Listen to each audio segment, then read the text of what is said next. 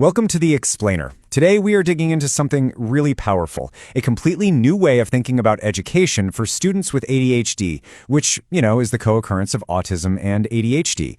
It's a model that's not about fixing deficits, but about unlocking a seriously profound and unique human potential. So let's just kick things off with a question that honestly kind of shakes up the whole foundation of our education system.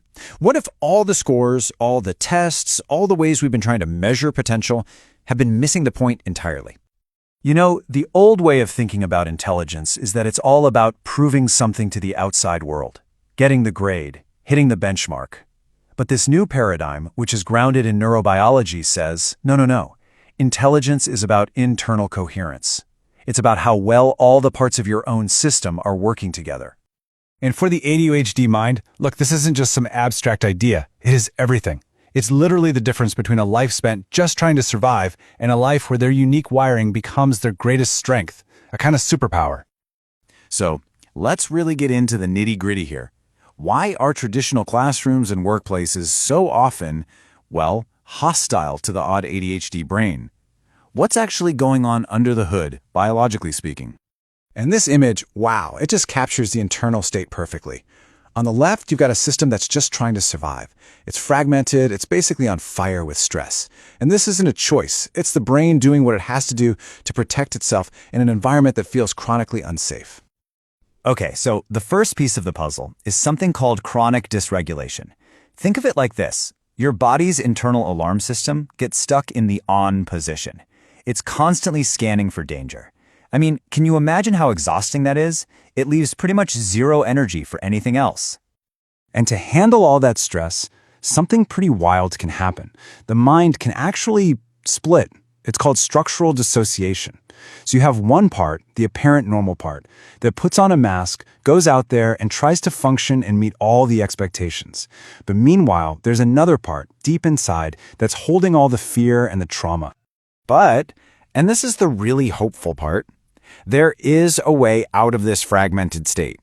It's a journey, a step-by-step process of healing and integration that's all about rebuilding that sense of safety, but from the inside out.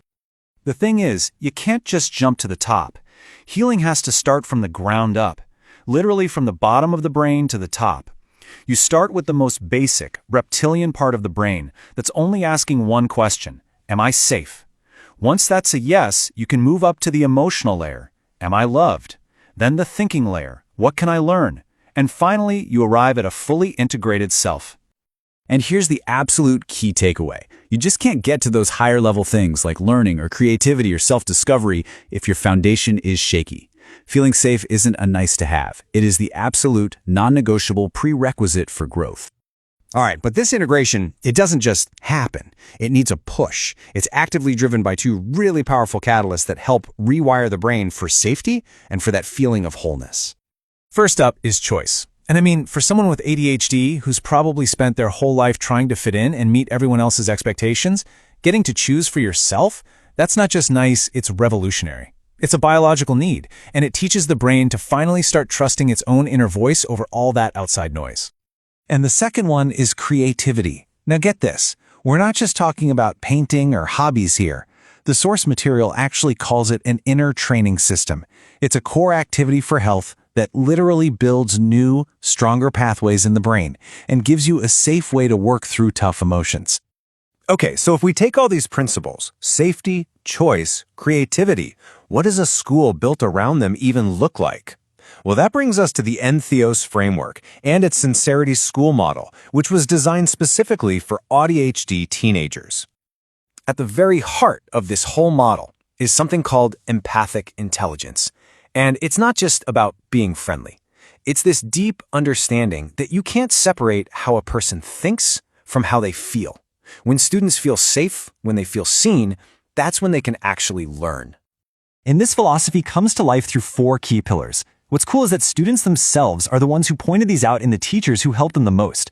It's not just about knowing your subject, it's about making it engaging, showing you're genuinely passionate about it, and most importantly, creating a space of true empathy and psychological safety. Okay, now this is where things get really cool. The curriculum just throws the old school essay out the window. Instead, students are learning to be these amazing modern communicators, creating things like podcasts, video essays, zines, even academic comic books. They're learning to pick the right tool for the job. And this is the genius of it, really. The model is designed to work with the autism and ADHD brain instead of fighting it. Every single project is driven by what inspires the student. So it taps into that deep laser focus of autism and that novelty-seeking, dopamine-fueled drive of ADHD. And on top of that, the projects are made for a real audience, which gives the work a real sense of purpose. So what's the end game here? What actually happens when you give an AuDHD individual an environment like this, when you help them move from just surviving to truly thriving? Well, something pretty extraordinary starts to emerge. If we go back to that diagram we saw earlier, you can see the journey. From that fragmented, stressed-out self on the left to this integrated whole self on the right. And that destination? It's called metacognitive attunement. It's a state where those old survival instincts get transformed into this profound ability to see things clearly and solve problems in creative new ways. And this incredible ability that emerges is what the source material calls the 10th intelligence. It's not a new skill you learn. It's more like all the other intelligences, logical, spatial, linguistic, fusing together into this dynamic, superpowered whole. It's basically the ability to think like a polymath. I love this slide because it just nails the AuDHD advantage. You take that autistic superpower of tunneling deep, really going all in on a subject, and you combine it with the ADHD superpower of branching wide and making all these crazy connections, and what do you get? The unique ability to see the entire complex interconnected ecosystem, while everyone else is just seeing a list of separate parts. So this is how that 10th intelligence actually shows up in the world. Metacognitive attunement means you can see everything at once. What you're feeling, what others are feeling, and how the whole system works together, all with deep empathy. That hypervigilance that was once about survival, it gets repurposed into this amazing, high-fidelity radar for seeing patterns nobody else can. And that leaves us with this really powerful final question. It's a challenge, really. What kind of potential could we unlock if we designed our schools not just to cram in information, but to heal?